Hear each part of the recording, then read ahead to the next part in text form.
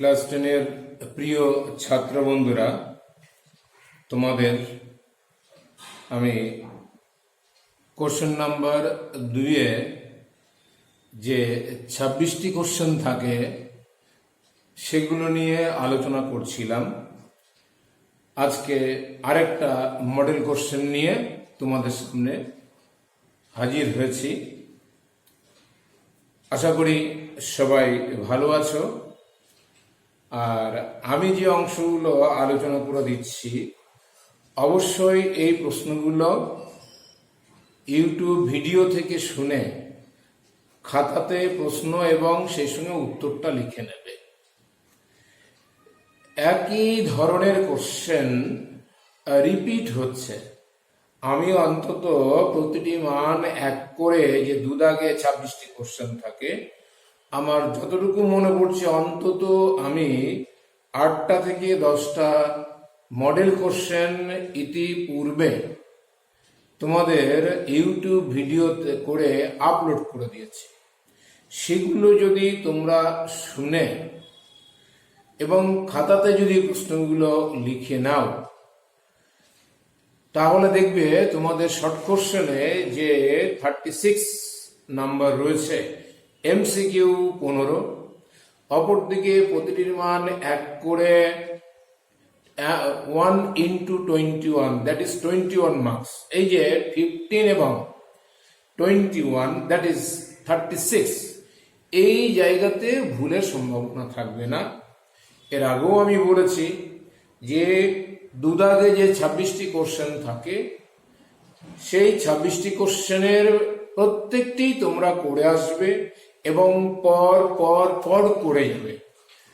খাপছাড়া করে করবে না। 2-এর 1, 2-এর 2, 2-এর 3, 2-এর 4, এইভাবে করে যাবে।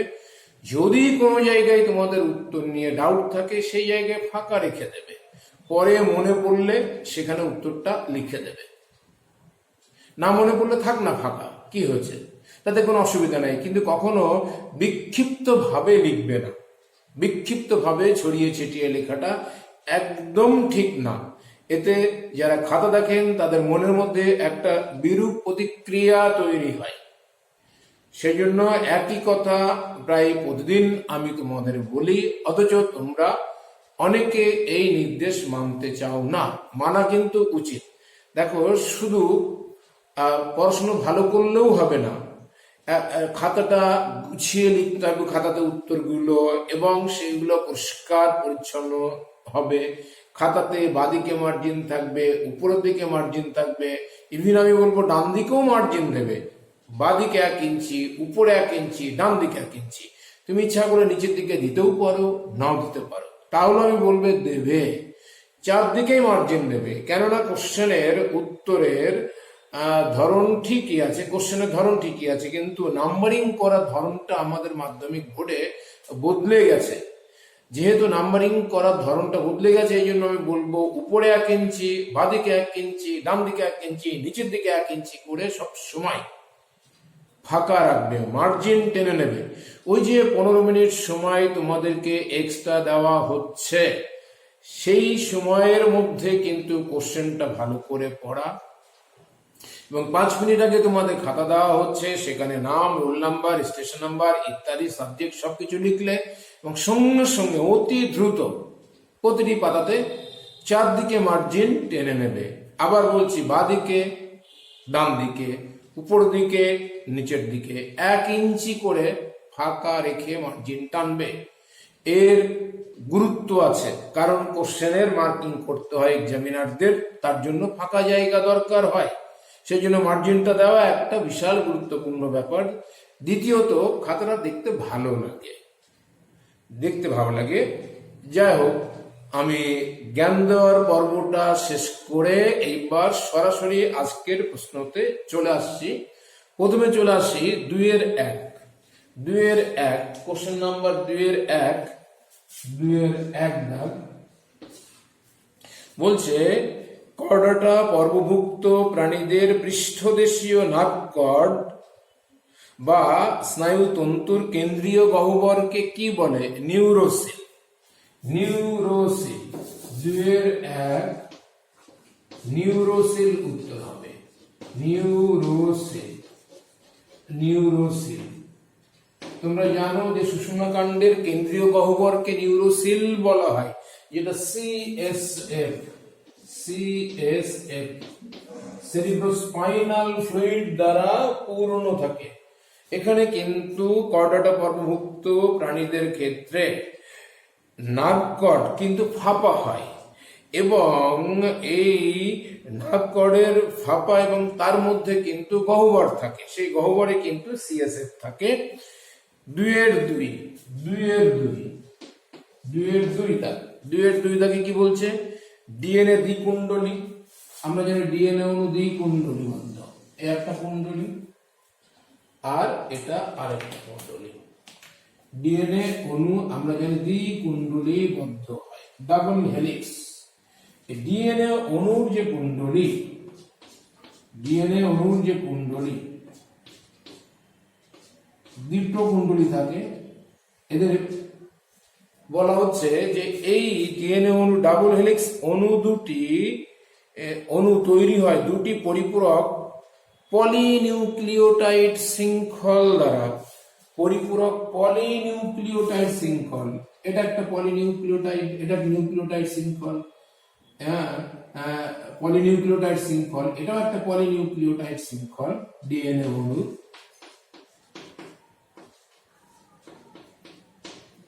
ডিএনএ অণুর দুটো পলিনিউক্লিওটাইড শৃঙ্খল থাকবে এবং একে অপরের পরিপূরক, অর্থাৎ একটাতে যদি অ্যাডিনিন ক্ষারমূলক থাকে তার পরিপূরক ক্ষারমূলক থাকবে থাইমিন, একদিকে যদি থাকে গুয়ানিন আর একদিকে থাকবে সাইটোসিন।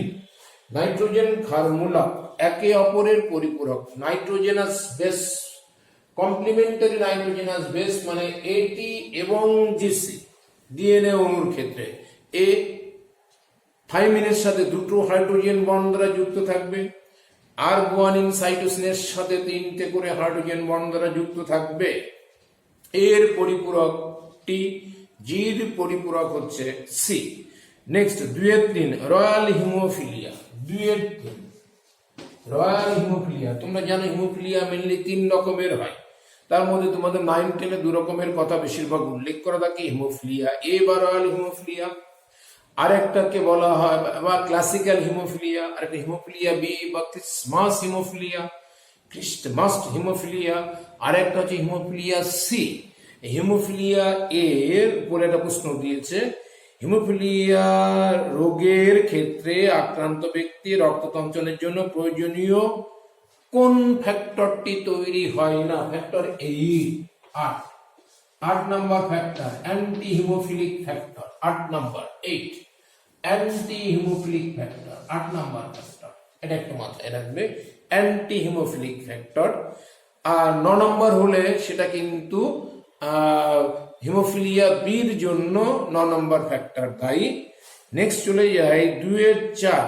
2-4 মাছের পটকা দিবে, মাছের পটকা, পটকা ড্যাশ অঙ্গরূপে কাজ করে, উদস্থৈতিক অঙ্গ হিসাবে কাজ করে। উদস্থৈতিক অঙ্গ, মাছের যে পটকা থাকে সে পটকা উদস্থৈতিক অঙ্গ বা হাইড্রোস্ট্যাটিক অঙ্গ, হাইড্রোস্ট্যাটিক অঙ্গ বা উদস্থৈতিক অঙ্গ, এটা প্লবতা রক্ষা করে রুই মাছকে ভাসতে সাহায্য করে। উদস্থৈতিক অঙ্গ বা হাইড্রোস্ট্যাটিক অঙ্গ মানে পটকা, তোমরা জানো তার দুটো প্রকোষ্ঠ থাকে, পটকাতে দুটো প্রকোষ্ঠ থাকে, অগ্র প্রকোষ্ঠ আর একটা প্রকোষ্ঠ থাকে পশ্চাৎ প্রকোষ্ঠ, দুটো প্রকোষ্ঠ থাকে, অগ্র প্রকোষ্ঠ পশ্চাৎ প্রকোষ্ঠ। অগ্র প্রকোষ্ঠের মধ্যে গ্যাস গ্রন্থি বা রিড গ্রন্থি থাকে, আর পশ্চাৎ প্রকোষ্ঠতে রেটিয়া মিরাবিলিয়া বলে রক্তজালক থাকে। রেটিয়া মিরাবিলিয়া মাছের পটকা, পটকা হচ্ছে হাইড্রোস্ট্যাটিক অঙ্গ বা উদস্থৈতিক অঙ্গ, মাছকে জলে ডুবতে এবং ভাসতে সাহায্য করে, দুটো চেম্বার থাকে। নেক্সট হচ্ছে 2-5 কাজিরাঙ্গা জাতীয় উদ্যান কোন রাজ্যে অবস্থিত? শূন্যস্থান পূরণ, কোন রাজ্য, রাজ্যটা নাম দিতে বলেছে এখানে। আমরা কাজিরাঙ্গা মানে আসাম বলবো। তোমরা জানো আসামের বিখ্যাত ন্যাশনাল পার্ক হচ্ছে কাজিরাঙ্গা, যেখানে গন্ডার সংরক্ষণ করা হয় এবং খুব বিখ্যাত। এছাড়াও আরো অনেক আছে, মানুষ আছে। মানুষ আছে। লাউঘরা বলে একটা জায়গা আছে, তারপরে তোমার ওরাং বলে একটা ফরেস্ট আছে। কিন্তু কাজিরাঙ্গাটা যেহেতু এখানে দিয়েছে ন্যাশনাল পার্ক, মাথায় রাখবে একসময় অভয়ারণ্য ছিল, এখন কিন্তু কাজিরাঙ্গার অভয়ারণ্য নেই, এটাকে ন্যাশনাল পার্কে রূপান্তরিত করেছে। কেন্দ্র সরকারের নিয়ন্ত্রণে যে সমস্ত বনভূমিগুলি অভয়ারণ্য থেকে আয়তনে অনেকটা বড় হয়, সেটাগুলোকে বলা হয় ন্যাশনাল পার্ক বা জাতীয় বনভূমি বা জাতীয় পার্ক। নেক্সট 2-6, বেশিরভাগ কীটনাশক জৈব ভঙ্গুর না হওয়ায় জৈব সঞ্চয়নের মাধ্যমে জীবদেহের কলাকোষে সঞ্চিত হয়। বাস্তুতন্ত্রের উচ্চ শ্রেণীর খাদকের দেহে সঞ্চিত পেস্টিসাইডের ঘনত্ব সর্বাধিক হয়। এই ঘটনাকে কি বলে? বায়োম্যাগনিফিকেশন। তোমরা ডিডিটি বায়োম্যাগনিফিকেশন পড়েছো, ডিডিটি বায়োম্যাগনিফিকেশন। ডিডিটি একটা জীবদেহ থেকে আরেকটা জীবদেহে কিন্তু খাদ্য শৃঙ্খলের মাধ্যমে ছড়িয়ে পড়বে, এটাকে বায়োম্যাগনিফিকেশন বলে। আর জীবদেহে গিয়ে পুঞ্জীভূত হওয়াকে বা সঞ্চিত হওয়াকে বলা হয় বায়ো অ্যাকুমুলেশন। জল দূষণের সঙ্গে রিলেটেড চ্যাপ্টারের মধ্যে তোমরা পাবে কীটনাশক দ্বারা জল দূষণ, সেখানে তোমরা দেখবে ডিডিটি বায়োম্যাগনিফিকেশন কতটা থাকে। এটা একটা কীটনাশক। এরপরে চলে যাই সত্য মিথ্যা। সত্য মিথ্যা 2-7। সত্য মিথ্যা, দেহ অক্ষ থেকে কোনো ধ্যাংশকে দূরে সরে যাওয়াকে ফ্লেক্সন বলা হয়। দেখো, ফ্লেক্সন মানে হচ্ছে ফ্লেক্সর পেশির ভাঁজ হওয়ার পদ্ধতি। এই যে আমাদের হাতে বাইসেপস মাসেল রয়েছে, বাইসেপস আমার দুটো হাড়কে, হাতের অংশ দুটোকে কাছে আসতে সাহায্য করছে, সুতরাং এটা হবে মিথ্যা বা মিথ্যে। সত্য মিথ্যা, এটা মিথ্যা হবে। পায়রার লেজের পালককে রেমিজেস বলে না, ভুল। পায়রার লেজের পালককে বলা হয় রেক্ট্রিসেস, আর ডানার পালককে বলা হয় রেমিজেস। সুতরাং প্রশ্নটির উত্তর হবে এখানে ভুল। প্ল্যানেরিয়ার কোরক উদ্গমের সাহায্যে জনন সম্পূর্ণ করে থাকে না, কোরক উদ্গম করে থাকে, এটা সম্পূর্ণ ভুল। প্ল্যানেরিয়া মানে পুনরুৎপাদন বা রিজেনারেশন করে থাকে, রিজেনারেশন বা পুনরুৎপাদন করে থাকে। সুতরাং কোরক উদ্গম যদি হতো তাহলে হাইড্রা হতে পারত প্রাণীদের মধ্যে, উদ্ভিদ হলে ইস্ট হতে পারত। সুতরাং প্ল্যানেরিয়া শব্দটি যেহেতু দিয়েছে, প্ল্যানেরিয়াতে কোরক উদ্গম দেখা যায় না, তাহলে প্রশ্নটির উত্তর ভুল। সঠিক উত্তর কি হতো? পুনরুৎপাদন দিয়ে বংশ বিস্তার করে। 2-10, হিমোগ্লোবিন উৎপাদনকারী জিনের ত্রুটির জন্যই থ্যালাসেমিয়া রোগ হয়। একদম সত্য। তোমরা জানো গ্লোবিন প্রোটিন ত্রুটিপূর্ণ উৎপাদন জিন ঘটিত কারণে হয়ে থাকলে থ্যালাসেমিয়া রোগ হয়। যে রোগে আক্রান্ত ব্যক্তির প্লীহা বড় হয়ে যায়, লিভার বড় হয়ে যায়, তারপরে মল কালচে বর্ণ ধারণ করে, দেহ ফ্যাকাশে হয়ে যায়, অক্সিজেনের ঘাটতি দেখা দেয়, গ্রোথ বা বৃদ্ধি বন্ধ হয়ে যায়। নেক্সট, আধুনিক ঘোড়ার আবির্ভাব ঘটেছিল ইওসিন যুগে। মিথ্যে কথা, এটা মিথ্যা হবে। আধুনিক ঘোড়া মানে ইকুয়াস, আর ইওসিন যুগের ঘোড়া হচ্ছে ইওহিপ্পাস। এখানে তাহলে উত্তরটা ভুল হয়েছে, মিথ্যে হয়েছে। আধুনিক ঘোড়ার আবির্ভাব ঘটেছিল কিন্তু আমরা বলবো প্লিস্টোসিন যুগে। ইওহিপ্পাস, মেসোহিপ্পাস, মেরিচিপ্পাস, প্লাইহিপ্পাস এবং Equus. Eocene, Miocene, Oligocene, Pliocene, Pleistocene যুগের ঘোড়া হচ্ছে আধুনিক ঘোড়া। আর প্রাচীন ঘোড়া বা একদম উষাকালের ঘোড়া যেটা, তাকে আমরা বলে থাকি ইওহিপ্পাস, সেটা কিন্তু ইওসিন যুগে হয়েছিল আবির্ভাব। আমরা জীবাশ্ম ঘটিত প্রমাণ থেকে ঘোড়ার জাতিজনী ভালো মতো জানতে পারি। তাহলে 2-21 উত্তর হবে মিথ্যা।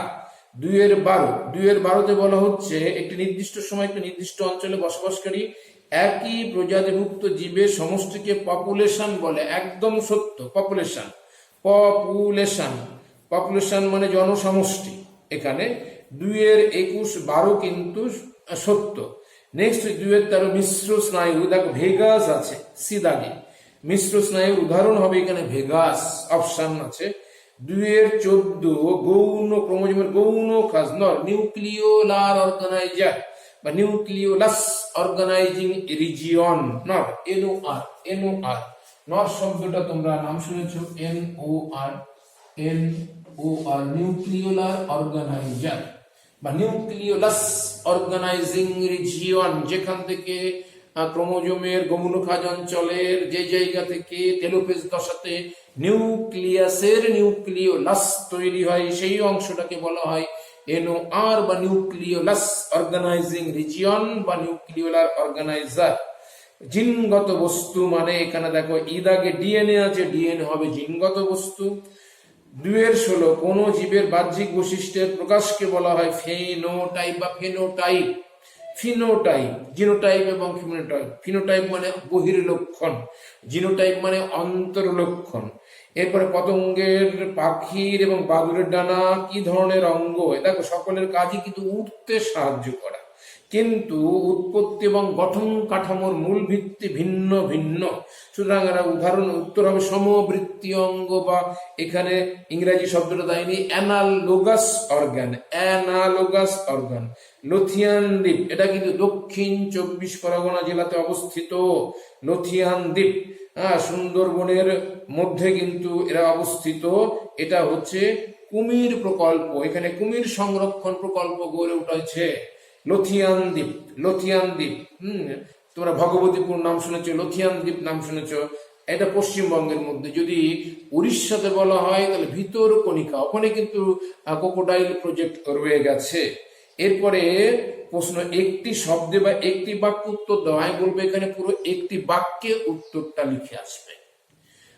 একটি শব্দে বা একটি বাক্যে উত্তর দাও, এখানে একটি শব্দ করবে না, পুরো সেন্টেন্স তৈরি করে উত্তরটা পরীক্ষার খাতাতে লিখে আসবে। 2-19 বি সদৃশ শব্দটি বেছে লেখো। দেখো সিলিয়ারি পেশি লেন্সের সাথে যুক্ত, আবার লেন্স সিলিয়ারি পেশির সাথে যুক্ত। সাসপেন্সরি লিগামেন্ট এর আবার লেন্সের সাথে যুক্ত। তার মানে লেন্স, সিলিয়ারি পেশি, সাসপেন্সরি লিগামেন্ট এরা কিন্তু পরস্পর রিলেটেড, কিন্তু উপযোজন কিন্তু আলাদা ব্যাপার। কোন বস্তুকে স্থান পরিবর্তন না করে একটা নির্দিষ্ট দূরত্বে চোখের লেন্স এবং সিলিয়ারি পেশি ও সাসপেন্সরি লিগামেন্টের সাহায্যে সুস্পষ্টভাবে দেখার যে ক্ষমতা, তাকেই বলে উপযোজন, অ্যাকোমোডেশন। তাহলে কিনা অ্যাকোমোডেশনটা হবে উত্তর। আলোর উদ্দীপকের প্রভাবে সমগ্র উদ্ভিদের স্থান পরিবর্তনকে কি বলা হয়? দেখো স্থান পরিবর্তন হচ্ছে, তাহলে সামগ্রিক আবিষ্ট চলন। সামগ্রিক আবিষ্ট চলনের মধ্যে তোমাদের ফটোট্যাকটিকটা সিলেবাসের মধ্যে রয়েছে, তাহলে এখানে ফটোট্যাকটিক চলন হবে। আলোক উদ্দীপকের প্রভাবে সমগ্র উদ্ভিদ দেহের, তোমরা জানো যে ট্যাকটিক চলনকে অন্য কথায় বলা হয় ট্যাকটিক গমন, কারণ এখানে উদ্দীপকের গতিপথ এবং তীব্রতা দুটোই কাজ করে। এবং ওই যে নিম্ন শ্রেণীর উদ্ভিদ ক্লামাইডোমোনাস ভলভক্স, এদের কিন্তু আলোর প্রভাবে স্থান পরিবর্তন হতে পারে, এটাকে বলা হচ্ছে ফটোট্যাকটিক। তারপরে 2-21 বলছে প্রাণী কোষের বেম গঠন যদি অ্যাস্ট্রাল রশ্মি হয়, উদ্ভিদ কোষের বেম গঠন কি হবে? অনুনালিকা। দেখো আমি ছবিতে ক্রোমোজোমের সেন্ট্রোজোমের সেন্ট্রিওল থেকে যে বেম তন্তু তৈরি হয় তাকে অ্যাস্ট্রাল বেম বলা হয়। অ্যাস্ট্রাল বেম, অ্যাস্ট্রাল বেম বলা হয় বা অ্যাস্ট্রাল স্পিন্ডেল ফাইবার। আর উদ্ভিদ কোষে তৈরি হয় সাইটোপ্লাজমের অনুনালিকা বা মাইক্রোটিবিউলস থেকে। অনুনালিকা বা মাইক্রোটিবিউলস থেকে তৈরি হয় উদ্ভিদের ক্ষেত্রে। প্রাণীর ক্ষেত্রে কিন্তু মানে সেন্ট্রোজোমের সেন্ট্রিওলের অ্যাস্ট্রাল রে থেকে তৈরি হয়। এবার লোকাস কাকে বলে? ক্রোমোজোমের যে নির্দিষ্ট বিন্দুতে জিন অবস্থান করে তাকে লোকাস বলা হয়। ক্রোমোজোমের যে নির্দিষ্ট বিন্দুতে জিন অবস্থান করে তাকে লোকাস বলা হয়। লোকাস খুব কমন কথা। 22A plus Y, 22A plus Y, এই ক্রোমোজোম বিন্যাস 22A plus Y বলছে 22 plus AY ক্যারিওটাইপ যুক্ত শুক্রাণুকে অ্যান্ডোস্পার্ম বলা হয়। দেখো অ্যান্ডোস্পার্ম মানে অ্যান্ড্রো মানে শুক্রাণু বা শুক্রাশয়, এমন রিলেটেড কথা। এই ধরনের শুক্রাণু ডিম্বাণুকে নিষিক্ত করলে পুত্র সন্তানের সৃষ্টি হয়, সেই জন্য এদেরকে অ্যাকচুয়ালি অ্যান্ডোস্পার্ম বলা হয়। 22A plus Y এরা পুরুষ শুক্রাণু, ওর ক্রোমোজোম বিন্যাস বা ক্যারিওটাইপ। পুরুষ শুক্রাণুতে 22টা অটোজোম থাকে, একটা ওয়াই ক্রোমোজোম থাকে। এই শুক্রাণুগুলোকে আবার পুরুষ শুক্রাণু বলা হয়, অন্য কথায় অ্যান্ডোস্পার্মও বলা হয়। এবং এদের সাথে ডিম্বাণুর মিলনের ফলে যে ভ্রূণ বা যে জাইগোটটা তৈরি হয় তার ক্রোমোজোম বিন্যাস হয়ে দাঁড়ায় 44A+XY। হ্যাঁ, যদি ডিম্বাণুকে এরা নিষিদ্ধ করে, যদি এরা ডিম্বাণুকে নিষিদ্ধ করে, তাহলে এটা হচ্ছে পুত্র সন্তান, পুত্র। সেই জন্য অ্যান্ডোস্পার্ম নাম দেওয়া হয়েছে, অ্যান্ডোস্পার্ম, স্পার্ম মানে শুক্রাণু। নেক্সট হচ্ছে ব্যক্তিজনী জাতিজনীর পুনরাবৃত্তি ঘটায়। দেখো, ভ্রূণতত্ত্ব ঘটিত প্রমাণ তোমরা পড়ে এসছো। ভ্রূণতত্ত্ব ঘটিত প্রমাণের মধ্যে তোমরা হেকেলের মতটা শুনেছিল, অন্টোজেনি রিপিটস ফাইলোজেনি। এই মতবাদের প্রবক্তা হলো জার্মান বিজ্ঞানী ই হেকেল। জার্মান বিজ্ঞানী ই হেকেল হলো এই মতবাদের প্রবক্তা। নেক্সট 2-25, নিচের 4টি বিষয়ের মধ্যে একটি বিষয়ের অন্তর্গত এই ধরনের প্রশ্ন প্রতিবারই আসে। দেখা যাক কোনটা। অতি ব্যবহার, বিদেশি প্রজাতির অনুপ্রবেশ, বিশ্ব উষ্ণায়ন, জীববৈচিত্র্যের হ্রাস। উত্তর হবে জীববৈচিত্র্যের হ্রাস। কারণ জীববৈচিত্র্যের হ্রাস ঘটতে গেলে অতি ব্যবহারের একটা ভূমিকা থাকে, বিদেশি প্রজাতির অনুপ্রবেশের একটা ভূমিকা থাকে, গ্লোবাল ওয়ার্মিং বা বিশ্ব উষ্ণায়ন। এই যে প্রথম 3টের ঘটনা কিন্তু চতুর্থ ঘটনার সাথে রিলেটেড, অর্থাৎ প্রথম 3টে বিষয় অর্থাৎ অতি ব্যবহার, বিদেশি প্রজাতির অনুপ্রবেশ এবং বিশ্ব উষ্ণায়ন, এরা কিন্তু জীব বৈচিত্র্য হ্রাসের কারণ, বায়োডাইভার্সিটির ডিক্লাইনেশনের জন্য দায়ী। রেড পান্ডার প্রধান খাদ্য। রেড পান্ডা, তোমরা জানো যে আমাদের পূর্ব হিমালয়ের বেশ কিছু জায়গাতে রেড পান্ডা পাওয়া যায়, বিশেষ করে অরুণাচল প্রদেশে পাওয়া যায়। এছাড়াও কিন্তু আমাদের দার্জিলিং এর সিঙ্গালিলা ন্যাশনাল পার্কের মধ্যেও কিন্তু পাওয়া যায়। আবার সিকিমের কাঞ্চনজঙ্ঘা যে ফরেস্টটা রয়েছে সেখানেও কিন্তু রেড পান্ডা রয়েছে। মানে বাঁশের কচি ডাল এবং কচি পাতা, বাঁশ গাছের কচি ডাল এবং পাতা হচ্ছে রেড পান্ডার প্রিয় খাদ্য। আমি প্রতিটির মান 1 করে 2 দাগের কোশ্চেনে যে 26টা কোশ্চেন থাকে সেগুলো আলোচনা করে দিয়েছি। তোমরা ইউটিউব ভিডিওতে প্রশ্নগুলো দেখবে, উত্তরগুলো ভালো করে শুনবে, সেই সাথে রিলেটেড যে কথাগুলো আমি বলেছি সেগুলো মনে রাখার চেষ্টা করবে। নেক্সট দিন এই ধরনের আরেকটা প্রশ্ন আমি নিয়ে আসবো। ইউটিউব ভিডিওতে এই প্রশ্নটি দেওয়া থাকবে, সেটাও দেখবে, অ্যাজ ওয়েল অ্যাজ তোমরা কিন্তু ভিডিওটা ভালো করে ফলো করবে।